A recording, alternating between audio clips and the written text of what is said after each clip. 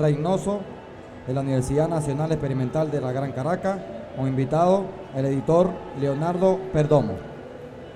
Muchas gracias.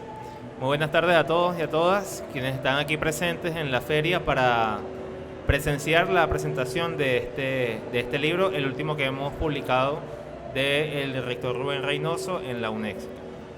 Este libro lleva por título El mito del desarrollo y la revolución bolivariana. Tenemos allí entonces dos categorías bien importantes para analizar, y en la feria del libro de Caracas, que se realizó en el mes de julio, también se hizo un conversatorio en el que hablamos sobre el libro La Escuela en Transición y también sobre este. Y en aquel momento se hizo toda una exposición, el profesor hizo una exposición en la que hablaba sobre cuáles son las teorías que están presentes en esta obra, cuáles son las reflexiones que hace, y quería llamar la atención sobre una específica, que es que la revolución bolivariana era una revolución impensable.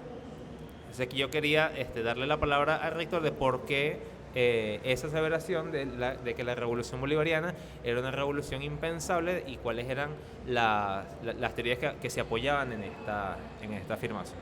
Bueno, buenas, gracias por venir. Bueno, ese es un trabajo que yo hice hace 2 años. Es mi trabajo de ascenso a titular, que lo revisaron en ese entonces Víctor Córdoba, el profesor Moro y Eddie Córdoba, que fueron el jurado del trabajo de ascenso.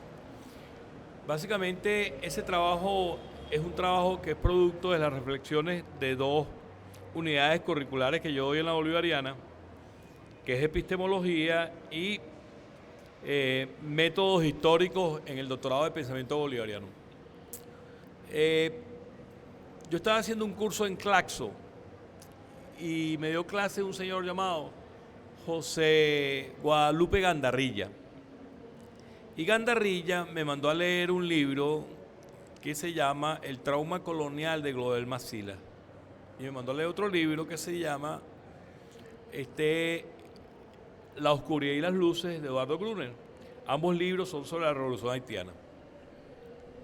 El libro de Mesilas es un libro donde Mesilas hace una reconsideración del Caribe a partir de una lectura desde el siglo XXI del libro de Juan Bosch de Cristóbal Colón a Fidel Castro. Y producto de la lectura de ese libro, empecé a hacer una relectura de la historiografía venezolana.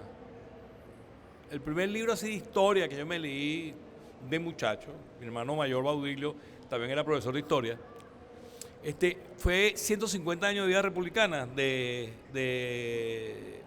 Ciso Martínez, de la DECO. Y Ciso Martínez en ese libro resaltaba dentro de la personalidad de Bolívar el hecho de que Bolívar vio a Napoleón por las calles de París. Bueno, yo creo que eso no es verdad. O sea, claro que vio a Napoleón, pero, y hoy en día todo esto lo que se ha desarrollado con la historia insurgente lo ha rescatado, pero cuando yo estudié historia eso no era así. El Bolívar que viene de Haití es otro Bolívar. Es otro Bolívar. Porque la presencia de Boves en la guerra de independencia cambió el carácter de la guerra. Y creo que es correcta la hipótesis de que la guerra de independencia con Boves se convierte en una guerra social. Es más, todo el siglo XIX venezolano, las luchas, combates, las alzadas, las guerrillas, todo ese fenómeno que se da en Venezuela es un fenómeno que tiene que ver con la tradición de los principios sociales de la guerra de independencia.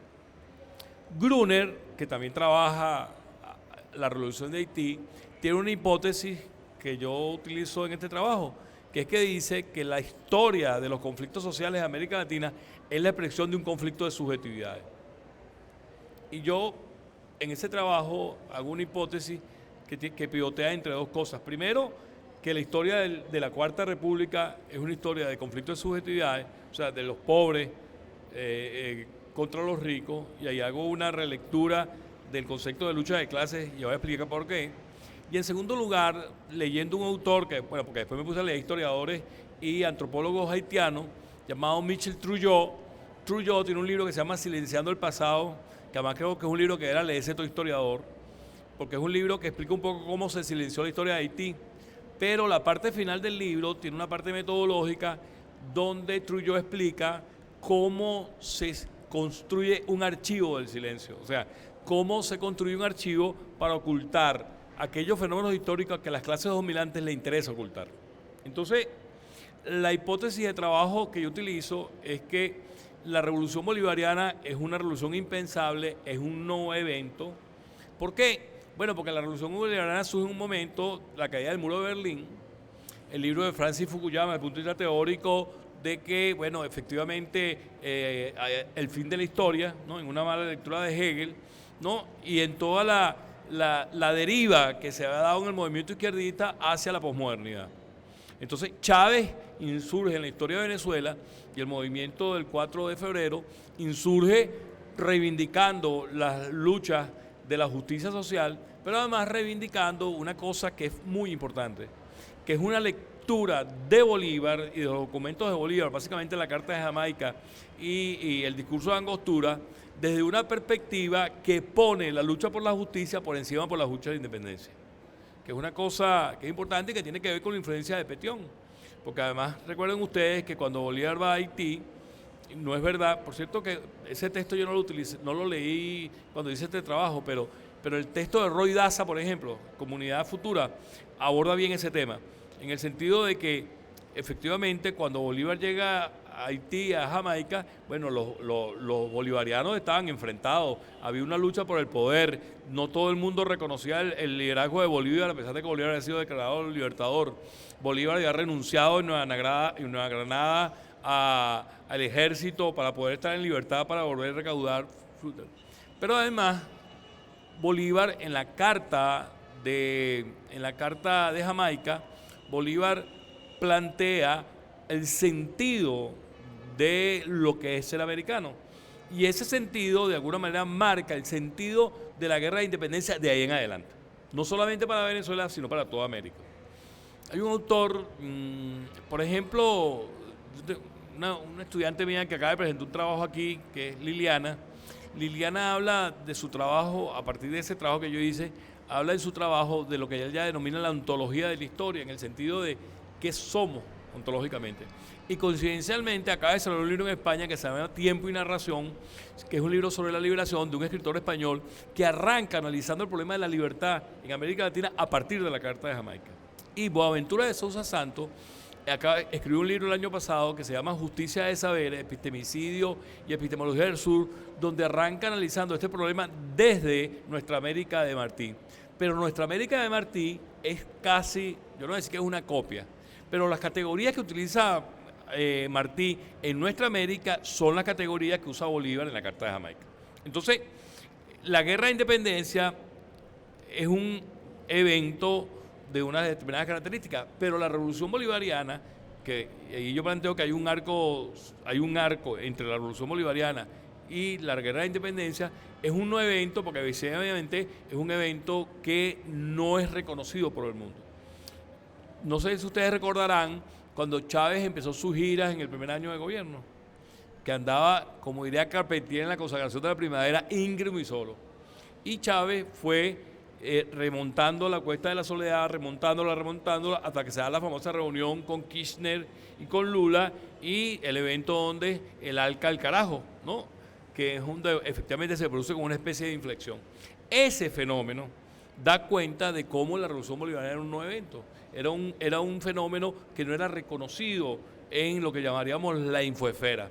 Sin embargo, Chávez logra remontar y empieza en América Latina todo un movimiento de reverdecer del proceso izquierdista. Ahora voy con lo otro, que es el conflicto de subjetividades. ¿Qué significa que hay un conflicto de subjetividades? Significa, que es una cosa que plantea de manera maravillosa Mancilla, que la lectura de la historia de Venezuela dejaba de lado un fenómeno que se da en Venezuela desde el proceso de conquista y colonización. O sea, Cristóbal Colón llega a América en 1492 y pasa por Venezuela, pasa por Macuro, en 1498. Caracas se funda en 1567. Los juicios de Valladolid se dan en 1545. O sea, cuando los españoles fundan Caracas, ya en España se había dado todo un debate acerca de la naturaleza del alma de los indígenas, todo lo que era la discusión entre Juan Ginés de Sepúlveda y Bartolomé de las Casas. Sin embargo, Eduardo Arcila Farías, en su libro Economía Colonial de Venezuela, demuestra cómo en 1700 todavía en Venezuela se hablaba de esclavitud. Y habían decisiones del Cabildo caraqueño donde se sometían a la esclavitud los indígenas que se declaran en sublevación. Es decir, en Venezuela siempre hubo sublevación de los indígenas y de lo que llamaríamos los negros manumisos. Ese hecho marca la historia de Venezuela y que no es rescatado por la historiografía venezolana, porque la historiografía venezolana ve la guerra de independencia no desde el punto de vista de los sociales, sino de la actuación de los grandes hombres, Miranda, Bolívar, que no le vamos a quitar su papel en la historia, pero que evidentemente tienen un soporte en el movimiento social. Todo lo que pasó con Emparan el 19 de abril y el hecho de que los pardos no querían que los mantuanos tomaran el poder. Todo ese fenómeno social que estaba de fondo, que se expresa en una cosa que, bueno, en esta colección que acaban de inaugurar en esta feria y que es maravillosa, sobre la afrodescendencia, que se expresa en el cimarronaje y en toda la cimarronería que se dieron en Venezuela a lo largo de la costa y que fueron permanentes en la historia de Venezuela, porque recuerden ustedes que el proceso de colonización venezolano fue un proceso de colonización de costa-montaña. Y cuando Bolívar cambia el escenario de la guerra en el 17, ¿verdad?, y se da el Congreso de Angostura, efectivamente es donde nos adentramos en el territorio venezolano y en los llanos, con Páez. Pero mientras tanto, la guerra de independencia se ha desenvuelto entre el occidente y el oriente venezolano en la costa venezolana, que fue el sitio donde se dio el patrón de poblamiento. Ahora, la historiografía venezolana eso no lo había registrado. Bueno, esa es básicamente la hipótesis del libro. Después, hago un recorrido por las teorías del desarrollo. ¿No? ¿Por qué? Porque ciertamente el problema, a mi modo de ver, de la revolución bolivariana, ojalá fuera un solo problema, hay muchos y variados, pero uno de ellos es que nosotros hemos sido tímidos en abordar dos problemas. En primer lugar, el problema de la transición al socialismo. Y en segundo lugar, el problema de la naturaleza del desarrollo. Nosotros hemos hecho varios planes de la nación y esos planes tenían una lógica. Los primeros planes de la nación eran unos planes de la nación que apuntaban a una reorientación del territorio venezolano. Y esa reorientación tenía que ver con lo que estudiamos mucho en bachillerato, que es el problema de la macrocefalia, que es un fenómeno histórico en Venezuela, y que la teoría del desarrollo de alguna manera abordó. Y entonces yo paso revista por la idea del desarrollo y cómo las ciencias sociales desarrollaron un concepto de desarrollo.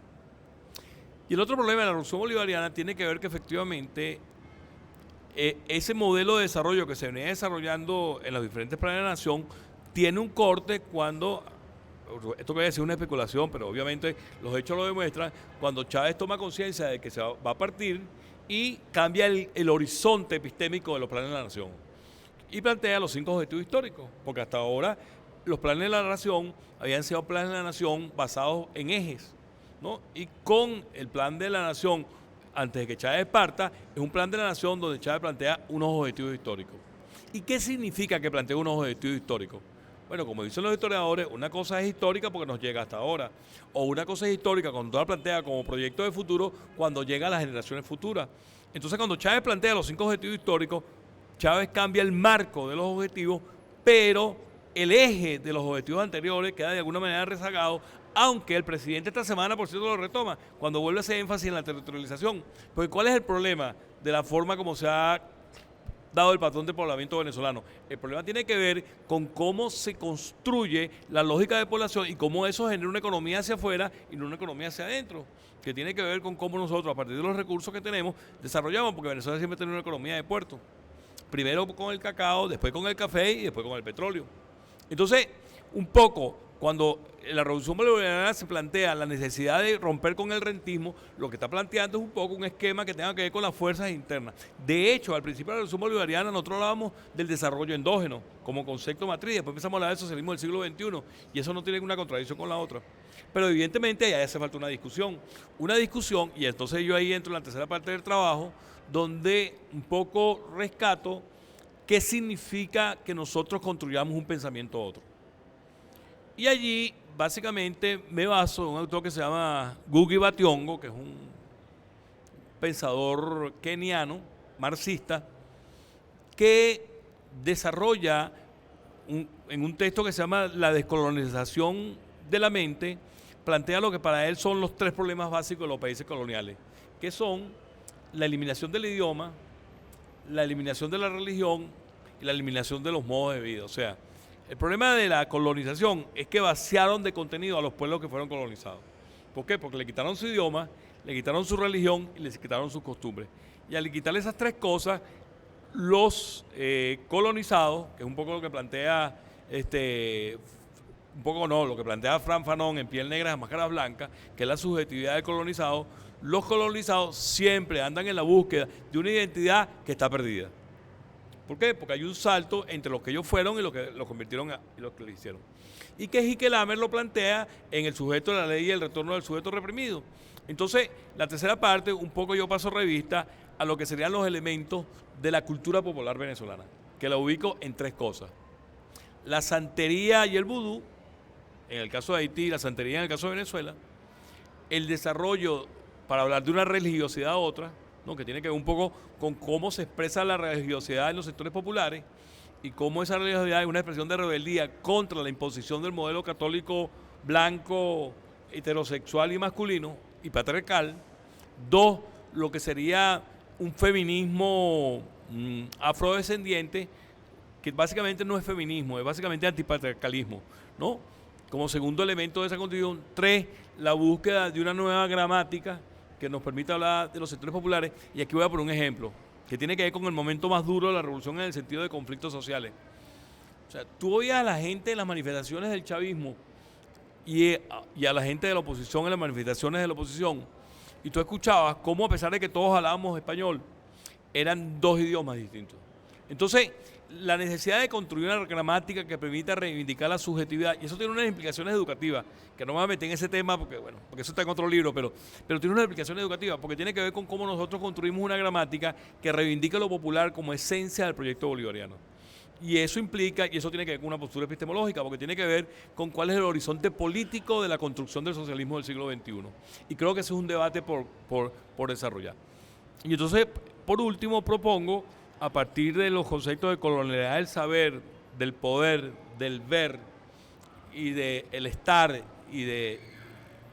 propongo la necesidad, para decirlo como síntesis, de una nueva estética que permita desarrollar una nueva relación de poder a partir del ejercicio del protagonismo popular, una nueva visión del ser a partir de la construcción de una sociedad que se da de lo popular, una nueva colonialidad del saber a partir del rescate de los saberes populares y una nueva visión del mundo. Y voy a poner un ejemplo que está ahorita de moda.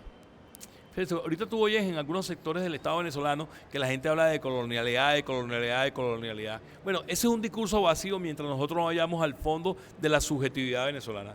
O sea, hasta que nosotros no construyamos un modelo que apunte a la construcción de una nueva subjetividad, simple y llanamente no tiene ningún sentido hablar de colonialidad. O sea, no puede ser que nosotros hablemos de decolonialidad y sin embargo tengamos toda una narrativa que apunta a la búsqueda del modelo occidental, del hombre blanco, etcétera, etcétera. Entonces, reivindicar la colonialidad desde el punto de vista de la búsqueda de la autonomía, de la soberanía y de la independencia, pasa por la construcción de una nueva subjetividad. Bueno, y eso es básicamente lo que planteo en el libro.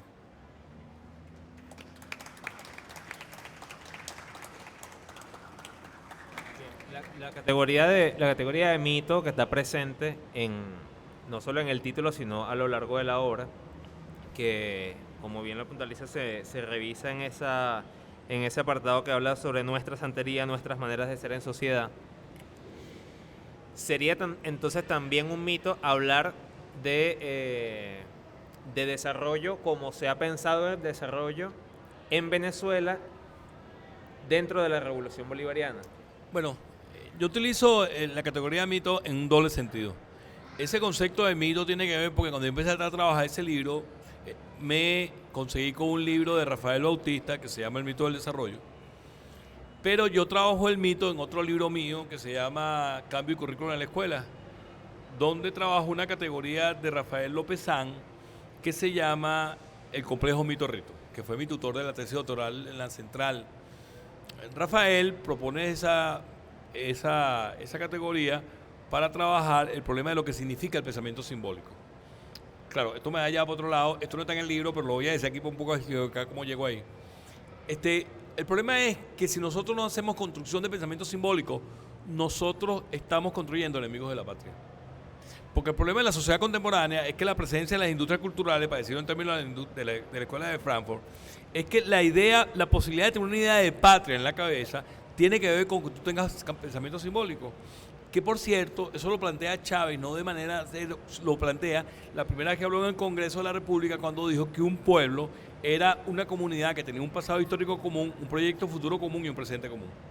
Ese concepto de pueblo es un concepto simbólico, porque tiene que ver que tú tienes pensamiento simbólico cuando creas una identidad entre tu pasado, tu presente y tu futuro.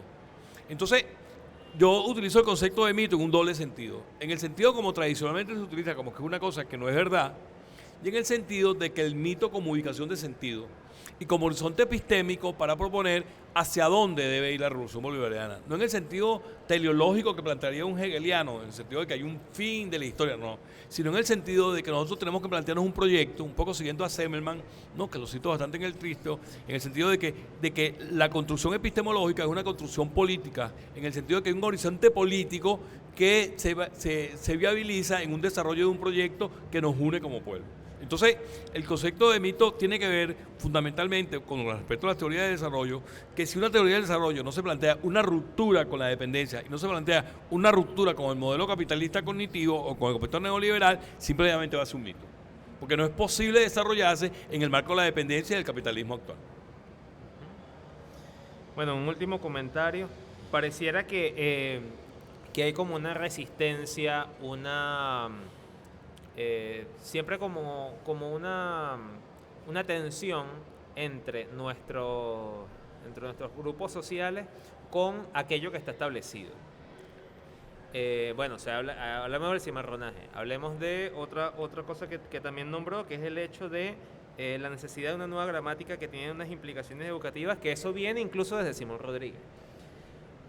Sí. Porque esto tendría incluso relación con el hecho de que se haya rescatado del secuestro a la estatua de María Leonza. Bueno, es todo un tema. López-San, lamentablemente, tiene un libro que se llama María Leonza, que es el inicio de un trabajo que él presentó en la Universidad de Chicago cuando fue alumno de Mircea Eliade, que es considerado el gran teórico de la historia de las religiones del siglo XX. Es más, dicen las malas lenguas que a Eliade no le dan el premio Nobel porque Eliade en su juventud, cuando tenía 15 años, militó en el nazismo y estuvo como 2 meses en el nazismo, pero el movimiento sionista no le perdonó ese pecado original. Eliade escribió más de 60 libros sobre religiones y historia de la creencia religiosa, que es su gran libro, son 4 tomos, así más o menos del grueso del Capital. Bueno, lo cierto es que López-San hizo ese trabajo y cuando en la década de los 80 y cuando Eliade le dio el trabajo, de hecho yo tuve la oportunidad de leer el original en inglés, Eliade le puso en la nota: Venezuela es un pueblo que está vivo. López-San plantea que María Leonza es la síntesis Caribe, Amazona, Andes. O sea, que dice que en la religión de María Leonza se condensa el Caribe, la Amazonia y los Andes venezolanos. Y López-San demuestra en ese texto cómo se mueve, ¿no? Esa síntesis. Por eso es que yo quise, cuando Leonardo me sugirió la portada, que fuera la estatua de María Leonza en el libro. ¿Por qué? Porque María Leonza sintetiza lo popular de nuestros pueblos originarios, de los afrodescendientes, lo que sería la corte africana, en términos religiosos. Y sintetiza porque si bien nosotros no llegamos a tener la potencia que plantea Carpentier en El reino de este mundo para hablar del origen de la santería en Cuba, la corte africana representa todo un imaginario que apunta a la esencia de lo popular, en el sentido de que el complejo mito-rito es una relación entre el sentir y el hacer, y tiene que ver con cómo eso está allí. ¿Por qué? Porque los gobiernos de la Cuarta República, entendiendo por Cuarta República 1830 hasta 1999, son gobiernos que fueron dejando al pueblo de lado. Y ese pueblo fue construyendo una cultura a otra, ¿no? Bueno, yo que soy un viejo de más de 60 años adelantado, o avanzado, yo cuando estudiaba bachillerato, ¿qué veía uno? Veía a los grandes literatos del siglo XIX, veía a los grandes pensadores, pero uno no veía la cultura popular. No había historia de la cultura popular. O sea, Gómez fue un presidente que gobernó de la mano del positivismo. Laureano Varellena de Ángel Fortul, César Sumeta. Después vino toda la insurrección marxista que básicamente hizo historia estructural. Carlos Irarrázaval, después Frito Figueroa, Arcila Faría, el profesor Tovar, Medina, ¿no?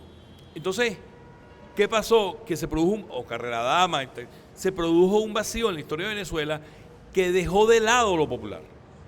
O sea, lo popular era un fenómeno tangencial en el estudio antropológico, pero no se dio un análisis transdisciplinario que abordara lo popular, porque incluso los libros de Rafael abordan lo popular desde la religión, ¿no?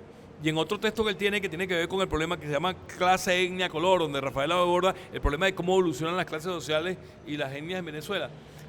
Y Bonsongi trabajó el problema de la identidad, para hablar así como de los grandes antropólogos representantes en Venezuela. Y la profesora Iraida y el profesor Mario Zanoja, que paz descanse, abordaron el problema antropológico desde la perspectiva de los pueblos indígenas y después la historia. Y después, en el inicio de la Revolución Bolivariana, empezaron a ver los temas políticos de la Revolución Bolivariana. Pero efectivamente no se dieron en Venezuela estudios masivos antropológicos o transdisciplinarios que abordaran el problema de lo popular como construcción de nuestra historia popular. Y es una tarea pendiente. O sea, una tarea pendiente. Incluso Pedro García me decía en una oportunidad, bueno, que ellos retoman el concepto de historia insurgente básicamente a partir de la influencia de Chávez. Pero en la Escuela de Historia de la Universidad Central y en el pedagógico se daba historia insurgente, se daba historia marxista. O sea, uno estudiaba era marxismo puro y duro, pues, o sea, estructura económica, estructura social, lucha de clases, pero efectivamente una lectura de lo popular. Incluso hablaba de los movimientos populares. Yo me acuerdo que el profesor Brito, cuando hizo tiempo de Ezequiel Zamora, lo bautizó como a los 15 días en el pedagógico y básicamente hablaba de la figura de Ezequiel Zamora, pero no hablaba de esta parte que creo que es muy importante, que es cómo el cimarronaje y los poblados indígenas implicaron una construcción de rebeldía contra la imposición de la cultura hispana. Y eso es muy importante porque eso salta a la Revolución Bolivariana. ¿Por qué? Voy a hablar de un tipo que después escribió un libro bien reaccionario, pero Pedro Trigo hizo un libro que se llama La cultura del barrio, que yo lo utilizo en mi libro sobre la cultura, sobre la escuela venezolana. Y Alejandro Moreno escribió El aro y la trama y la historia de Felicia, para hablar un poco de la cultura popular de los barrios. Y otros pensadores de la Central hablaron de libros sobre el barrio venezolano. Pero ¿qué es el barrio venezolano? O sea, ¿qué es el barrio caraqueño? El barrio caraqueño es un barrio donde se acuña, por cierto que inauguraron un libro que lo presentó un alumno mío, Osvaldo Maquionda, en estos días en la feria, porque ellos trabajan una cosa en San Agustín que se llama la salsa malandra. O sea, el estudio del barrio es una cosa que también es una tarea pendiente para hablar de la cultura urbana. ¿Por qué? Porque en el barrio se da una cultura a otra. Y esa cultura a otra está marginada, excluida, vamos a decirlo lacanianamente, forcluida. Y entonces está invisibilizada. Y eso hay que rescatarlo. Porque lo popular, un poco como dice la canción de Lee Primera, tiene amigos a montones y se colean zorros y camaleones. ¿Y qué significa eso? Significa que esa cultura popular no ha sido estudiada con la profundidad epistemológica como tiene que ser estudiada. Porque esa cultura popular es la historia de un pueblo que históricamente fue traicionado. Históricamente, ¿no? Desde 1830... bueno, antes de la Cosiata, de 1826 hasta 1999.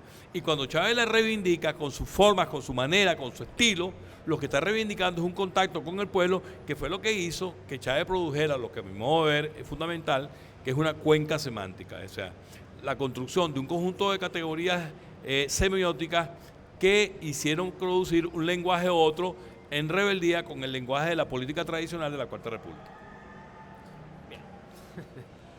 Bueno, creo que están respondidas las preguntas y los comentarios. Si quiere alguien hacer algún comentario, alguien del público. Por allá atrás.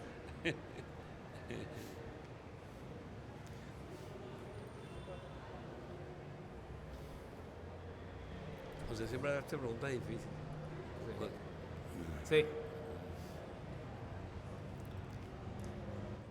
Mi querido rector, yo tuve la oportunidad de leer su trabajo de ascenso y me impactó mucho la categoría de lo popular. Efectivamente, como usted bien lo ha planteado en la noche de hoy. Me gustaría que nos reflexionara, que nos hiciera una breve reflexión sobre la relación entre lo popular y el populismo, desde el punto de vista de todo el debate en América Latina sobre la relación de lo popular y lo nacional. Lo popular nacional, que ha sido una pareja de categorías fundamentales en la tradición discursiva sobre el populismo latinoamericano. Yo sé que tú siempre haces preguntas difíciles. Bueno, porque yo el tema del populismo lo trabajo tangencialmente. Bueno, yo creo que hay que hacer dos cosas distintas. Fíjate tú. Yo creo que hay una lectura televisiva del populismo como un cliché para calificar a los pueblos, a los gobiernos populares, que se enreda cuando llega Trump al poder. Porque cuando llega Trump al poder, efectivamente empieza un sector del establishment norteamericano acusado de populista a Trump. Voy a salirme de mi libro un momentico. Cuando Trump llega al poder, se escribió un libro que se llama El Gran Retroceso, que es un libro que concita, bueno, fue un evento que se hizo en Europa, a lo que llamaríamos la izquierda europea.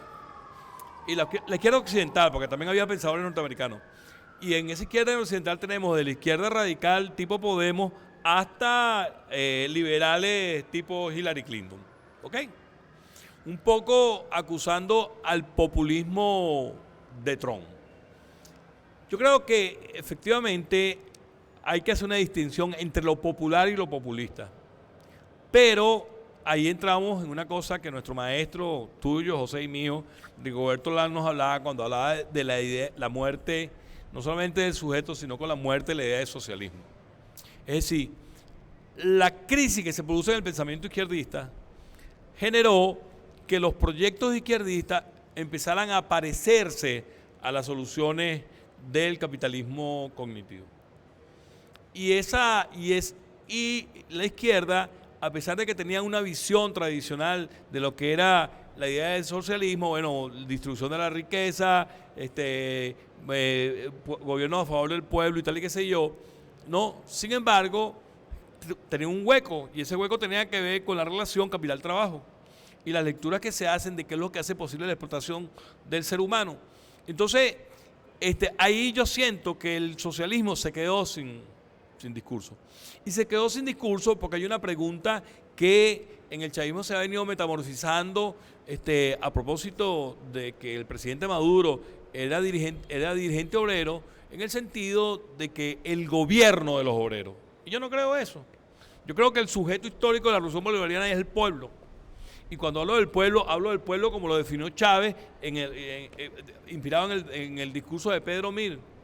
Porque si no fuera así, no fuera posible entender que esto tiene una unión cívico-militar.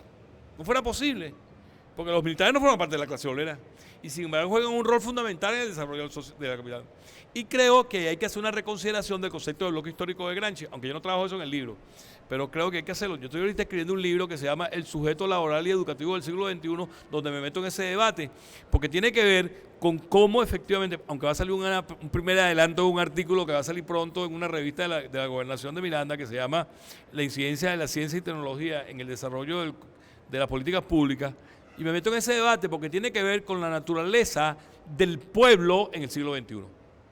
Y cómo ese pueblo, en el caso de Venezuela, tiene que ver con una característica específica y que esa característica hay que buscarla para construir el bloque histórico que permita el desarrollo de la hegemonía. Entonces creo que el problema de lo popular tiene que ver con el desarrollo de una hegemonía que apunte a los valores de la mayoría. reconociendo los valores de las minorías, respetándolos y tal y qué sé yo, pero no hay país en el mundo, no lo hay, donde las mayorías no impongan su concepción del mundo. No lo hay. O sea, y entonces, efectivamente, porque creo que la definición del proyecto político tiene que darse a partir de allí.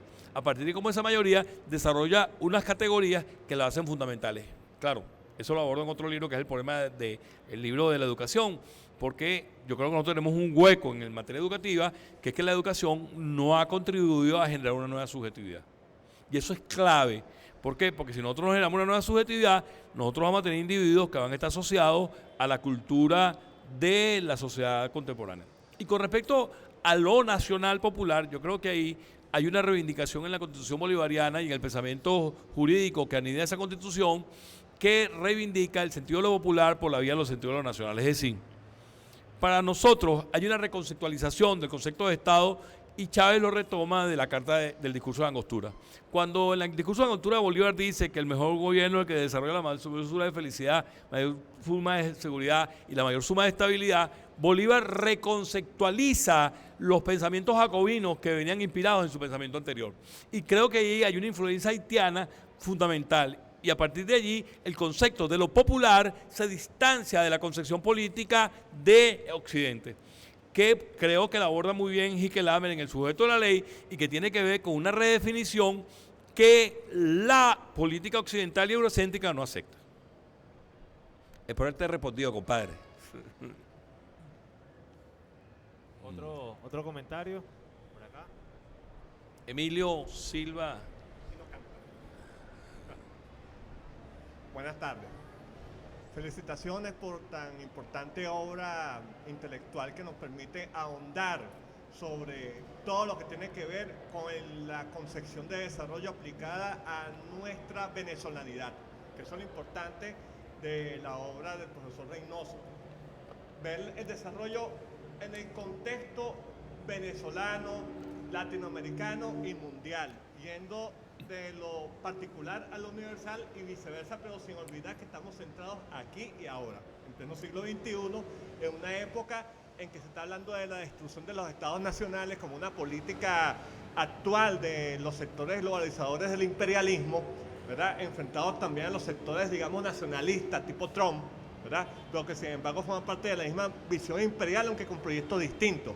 Y en el caso que nos corresponde sobre la idea del Estado-Nación como elemento que tenemos que reivindicar desde nuestro territorio, a partir de nuestra historia, de nuestro acervo como pueblo, como lo decía el profesor Reynoso, ese concepto de pueblo que Chávez sintetiza muy bien a lo largo de su obra, de su legado. Yo quisiera plantear una especie de interrogante sobre la forma como nosotros, desde nuestro concepto de desarrollo que tenemos que recrear a partir de nuestra historia, podemos asociarlo a lo que usted plantea sobre el concepto de Estado que toma Chávez para enfrentar esa tendencia de fragmentación de los territorios, de los estados nacionales, esa tendencia distópica que uno aprecia en las películas de Hollywood, donde fuera del llamado primer mundo conformado por Estados Unidos, Europa Occidental y sus aliados lacayos, bueno, todo eso es un jardín bien bonito, blanco y limpio, y lo que hay por fuera es la jungla, como dijo un burócrata de la Unión Europea hace varias semanas atrás. Entonces, frente a esa tendencia, ¿cómo combatir esos intentos de destrucción de los estados soberanos, de los estados nacionales que tienen pueblos y gobiernos que no aceptan someterse a la hegemonía imperialista?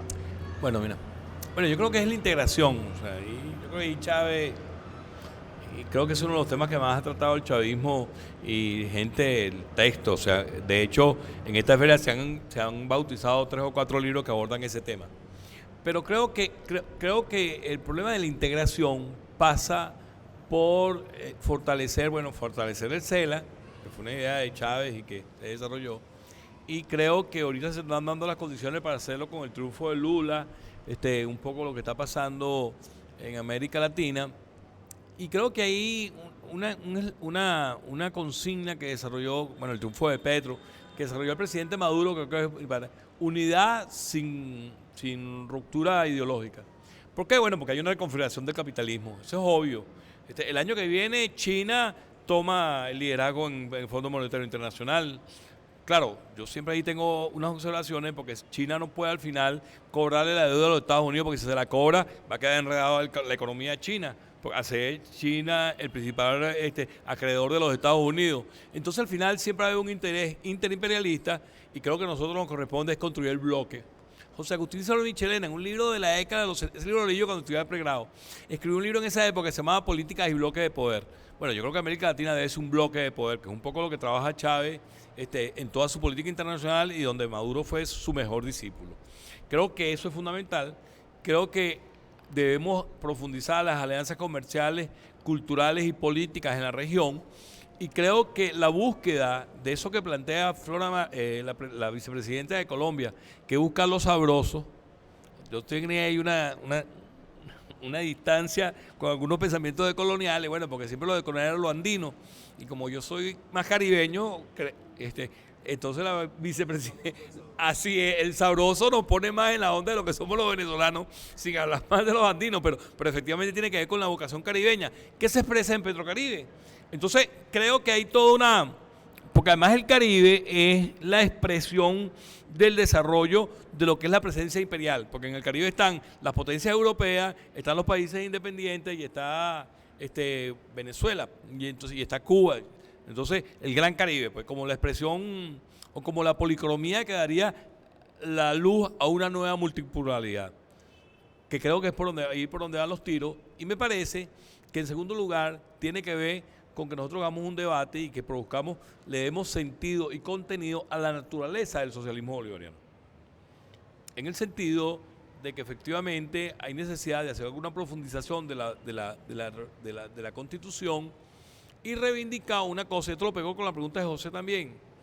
El carácter antiimperialista de la Revolución Bolivariana está en el artículo 1 de la Constitución. O sea, cuando la Constitución dice que nosotros seguimos los principios morales del pensamiento del Libertador, ¿qué estamos básicamente diciendo? La Carta de Jamaica y el discurso de Angostura. Hay otros documentos de Bolívar, muchos, pero esos dos, porque esos dos definen un concepto de Estado que se estructura en la relación del desarrollo. Yo doy no le he dado más, pero cuando yo di por algún tiempo soberanía e independencia en el doctorado de seguridad de la nación, ¿no? Y básicamente yo trabajé con mis estudiantes de allí el problema de cómo se construye el concepto de soberanía en Europa y cómo lo construimos nosotros. Y cuando tú ves esa diferencia, que incluso se expresa en el concepto hasta de guerra, porque es Clausewitz cuando viene Pablo Morillo y es Páez cuando nosotros lo hacemos aquí y es Sucre, entonces hasta en el concepto de guerra nosotros somos distintos. Entonces lo que creo que hay que hacer es una relectura de la historia de Venezuela para poder encontrar con otros pensadores latinoamericanos una narrativa que reivindique lo latinoamericano por encima, que los cubanos hayan avanzado mucho, pero también los puertorriqueños y los costarricenses, etcétera, etcétera. Entonces, esa lectura de América Latina hay que hacerla. Y hay que hacerla porque tiene que ver con el sentido de lo que sería la revolución en el continente, con los matices que va a tener, porque cada país, o sea, tú no le puedes pedir, por ejemplo, a Petro que actúe como actúa Maduro en Venezuela. ¿Por qué? Bueno, porque las condiciones de Colombia son distintas. O sea, el solo hecho de que Petro gane en Colombia ya es una revolución. O sea, más allá de que pueda hacerlo de una determinada manera, o lo que pasa en Bolivia, o lo que pasó en Ecuador, o lo que pasa en Brasil, o sea, cada historia particular tiene su peculiaridad. Pero en el caso de Venezuela, me disculpa que yo tenga una expresión no académica, nosotros hemos sido piedra, plomo y candela. O sea, Venezuela es el país de América Latina donde hubo más guerra. ¿Por qué? Porque la presencia de un pueblo tan duro como el pueblo caribe hizo que nuestra guerra y la presencia de Boves y después del decreto de guerra-muerte y un conjunto de características de la guerra de independencia, hizo que nuestras guerras fueran fratricidas, ¿no? Un dato del libro de Ciso Martínez que a mí me impactó siendo un muchacho es que nosotros tuvimos más muertes en proporción a la Segunda Guerra Mundial, en la Guerra de Independencia. Entonces, nuestra historia fue una historia, como dice Orlando Araujo, basada por la violencia. Y esa violencia, de alguna manera, quien la mete en paz es Chávez. Todo lo contrario a lo que dice la narrativa, que Chávez llegó a producir... No, Chávez lo que hizo fue producir la paz. ¿Por qué? Porque por primera vez introdujo a los sectores populares como protagonistas en la historia de Venezuela. Entonces, nuestro antiimperialismo, no solamente un antiimperialismo porque es que estamos en contra del imperialismo, no, sino porque el hecho protagónico y la incorporación de lo popular en la política venezolana del siglo XXI le da un cariz a la política distinta y pone el escenario de la guerra, entendido por política, la guerra como, a la política como expresión de la guerra, le da un escenario distinto y un campo de la guerra, precisamente es un zoom distinto. Y ese campo es el que la oposición no ha podido descifrar. ¿Por qué? Porque tiene que ver con el sentido de lo popular. Y las contradicciones que se dan en el chavismo se dan en ese contexto. Por eso es que es posible entender que un burócrata del gobierno saque una cosa que es antipopular y producto de la presión popular el presidente la cambie mismito. ¿Por qué? Bueno, porque el chavismo está atravesado por esas contradicciones como todo proceso político de transformación.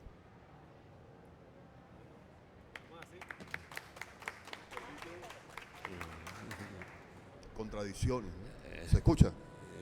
Hablando de contradicciones precisamente, ¿no? En el marco de toda esa tesis que estás enarbolando, Rubén, te felicito por el trabajo, por la conferencia acá además. Ciertamente, sobre todo en los sectores, fundamentalmente en los sectores de la izquierda venezolana, hay grandes discusiones por lo que consideran son unas contradicciones en materia de toma de decisiones, en materia de política de gran calado, como por ejemplo leyes de zonas económicas especiales, el tema de leyes que favorecen pues, la entrada del capital en Venezuela, de la influencia, por ejemplo, de todo ese... No se escucha, compañero. Aló, ahora sí. Un poquito, pero no tanto. Okay. Que decía que en el marco de todas las contradicciones que se proponen y que estamos viviendo en el pueblo venezolano, en este proceso de hechuría de una nueva sociedad, sobre todo en los sectores de la izquierda venezolana, hay grandes discusiones, grandes debates y grandes críticas sobre una serie de políticas que está asumiendo el gobierno venezolano que tienen que ver, bueno, con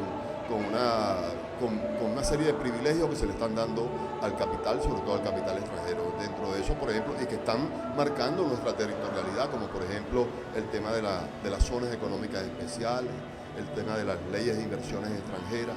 Es decir, en ese sentido, que son políticas que van a definir el tema del desarrollo, el concepto de desarrollo nacional, que hay una gran influencia, por ejemplo, de polos de poder geopolítico internacional, como es el caso chino, ¿no? Que tiene además en marcha el plan de mayor calado, a escala universal, como es el plan de la ruta y la seda, con influencia en todos los continentes, ¿no? Y dentro de eso en América Latina, y precisamente que es un gran referente para Venezuela en ese sentido. Entonces, digamos, cómo desde la reconceptualización o los planteos que estás haciendo en materia de desarrollo y de ese cambio de subjetividades, ¿no? ¿Qué contradicciones nos plantea esto con la realidad concreta que estamos viviendo, ¿no? Además, realidades concretas que estamos viviendo y que, digamos, se expresan en lo cotidiano nuestro, es decir, en lo que tenemos en la nevera, que definen la relación con nuestra pareja, la relación con nuestros hijos, con nuestros hermanos, que definen incluso la constitución de la familia, en tanto Venezuela como producto de todos esos grandes ataques, esas grandes contradicciones que se están viviendo y esas confrontaciones en la subjetividad de nuestro ser. Pues mira, la familia venezolana ha sido desestructurada también, tenemos un poco de gente fuera, hemos vivido como una macrofuga de cerebros, vimos una operación Peter Pan, como que se hubiese pasado un flautista de Hamelin negativo, ¿no?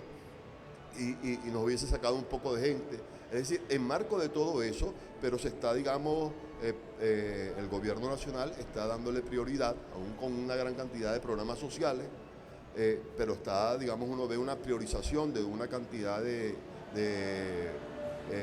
digamos, de medidas que favorecen al capital, en la esperanza de que se ponga en práctica aquella teoría, la teoría del derrame, es decir, que favoreciendo al el gran capital genera industria, genera trabajo y entonces eso derrama, ¿no? Al seno del pueblo.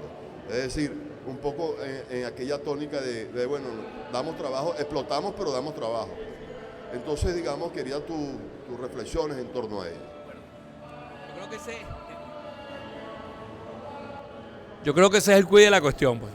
O sea, Fíjate tú, y esto te lo voy a responder a partir de una experiencia que tuve con un embajador cubano. Cuando yo estaba en la UNESCO, yo me hice muy amigo del embajador de Cuba en Venezuela.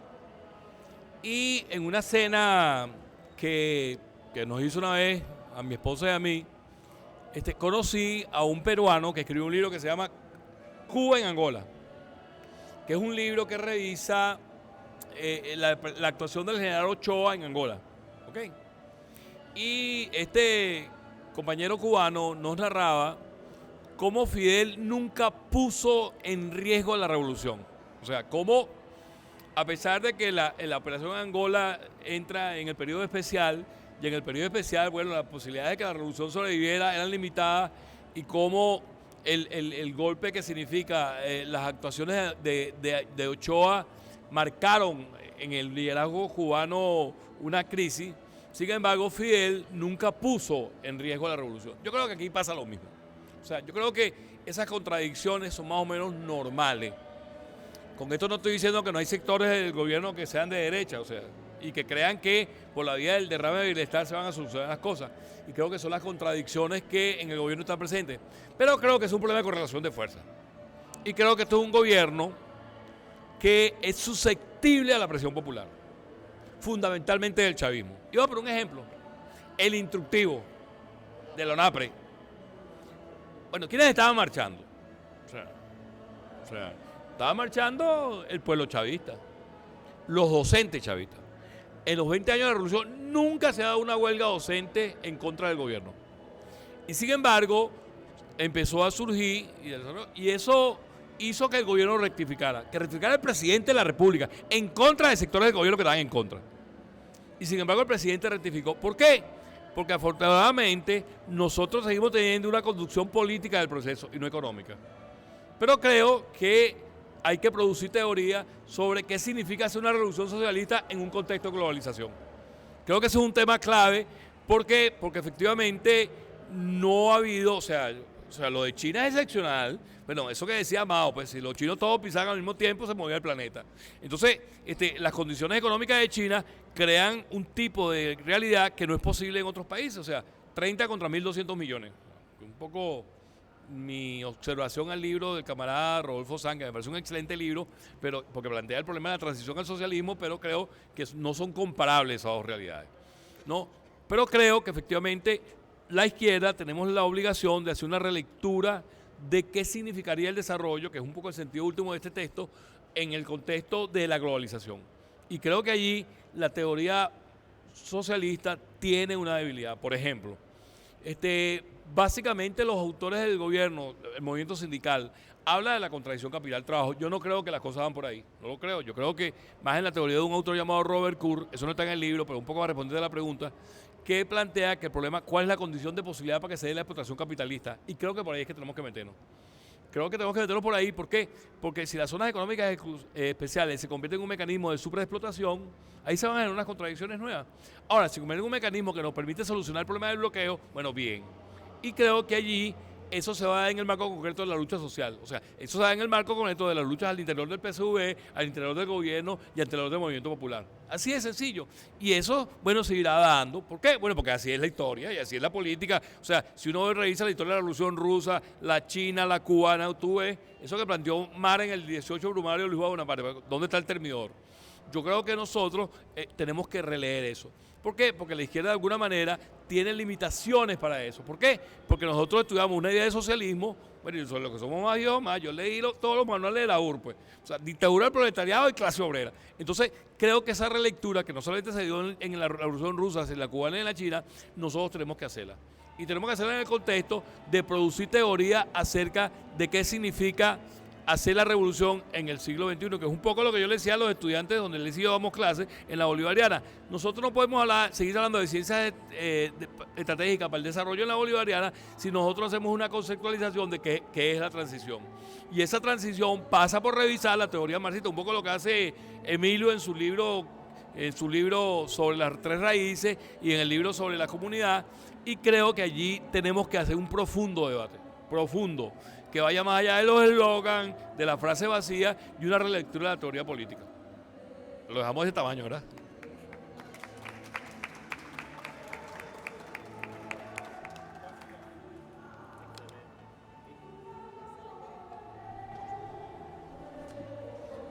calabaza, vámonos para nuestra casa.